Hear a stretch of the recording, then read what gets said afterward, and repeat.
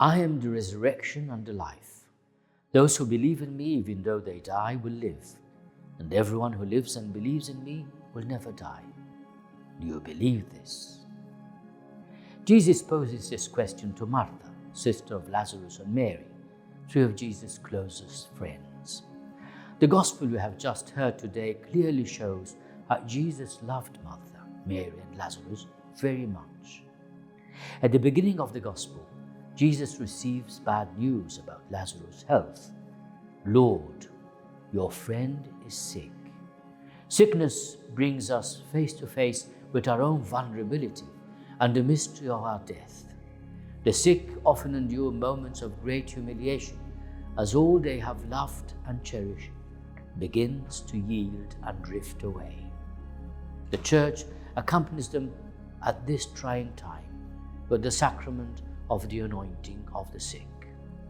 When death is upon us, the Church offers comfort through what we call the viaticum, which is the sacrament of anointing of the sick, accompanied by the Holy Eucharist, given to those approaching the last moments of their life on earth as sacred nourishment for the journey that leads to eternity.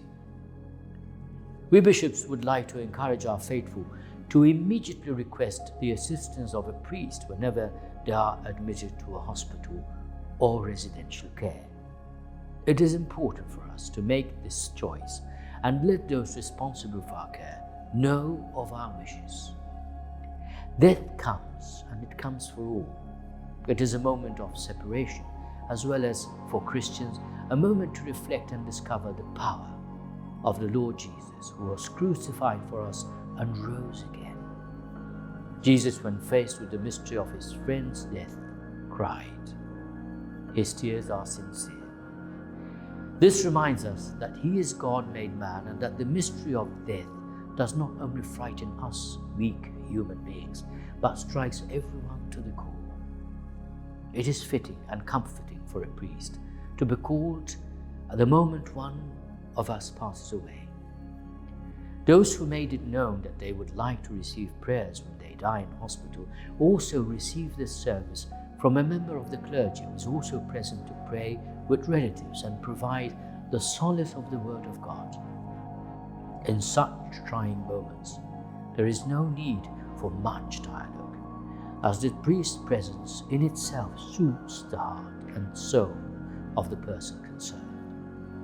We bishops wish to thank all diocesan priests and religious who offer their service in our parishes and communities, at our hospitals and care homes, who are present when a person takes his or her last breath, and who provide support and comfort and consoling words to relatives of those who have passed on to eternal life.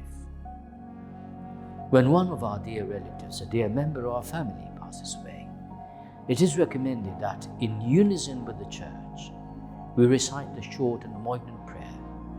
Eternal rest grant unto him or her, O Lord, and let perpetual light shine upon him or her. May he or she rest in peace.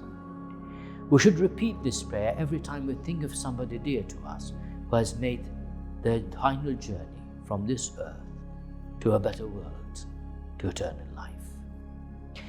In Malta, we have been accustomed to a priest accompanying us from the morgue to the church and for the funeral, and then from the church to the cemetery where the burial takes place.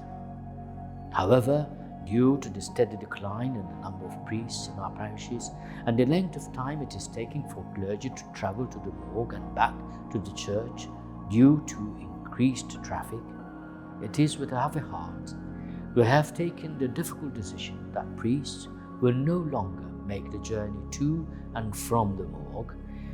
This new arrangement will also mean priests can fulfill a long-felt need to be present at the church before the funeral service takes place, to console relatives and friends, as well as hear confessions.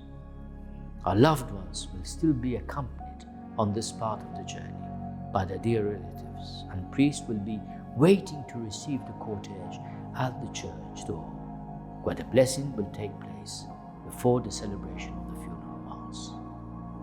The new measure will take effect immediately after Easter, and more detailed instructions on how it will be put into practice will be issued shortly. We bishops trust that the celebration of the funeral Mass will be always an act of faith in the salvation brought to us by Jesus, the faith with which we believe His resurrection and life. In a few days' time, we will celebrate the resurrection of Jesus from the dead and His victory over the mystery of death that brings us so much anxiety and sorrow. The funeral Mass, which is a very specific expression of faith characterized by sober, dignified, and meaningful liturgy, is immediately followed by the rite of a final farewell, which is an expression of this same faith and the way in which we thank God for all He has done for our departed brethren, as well as entrusting them to the grace, mercy, and compassion of God. Our dear clergy will continue to take part in the procession from the church to the cemetery, even though this process can be difficult and time-consuming. We bishops request everyone's cooperation at this important moment when the Church accompanies its children, and implore the faithful to ensure their loved one's final journey is carried out in a respectful manner, in a genuine spirit of faith. The burial rite, during which the remains of our brethren are returned to the earth and the slabs are placed over the burial place, is a very particular and heart-rending experience. We would like the Church's prayer and the presence of our clergy to provide consolation, compassion, and support to each and every one of us at this very trying moment when we are mourning the loss of a loved one. We are living in a society that is afraid to face sickness and death. Yet we Christians have a different response to these aspects of our existence that cause us suffering and profound sorrow. It is our faith in Jesus, who rose from the dead and also bore our sickness Himself, who took on our suffering, our shame, even our sin. We crucified Him through our sin, but He rose again because He had full trust in the Father. The entire funeral rite should be an act of faith through which we, those of us who are still here, entrust our dear ones who loved us so much and who we continue to love forever, to God, who is love, into the hands of the Lord, who confidently tells Martha, who is grieving the loss of her brother, I am the resurrection and the life. Those who believe in me, even though they die, will live, and everyone who lives and believes in me will never die. And in response to the question Jesus asked each one of us, do you believe this? May our answer be martyrs. Yes, Lord, I believe that you are the Messiah, the Son of God, the one coming into the world.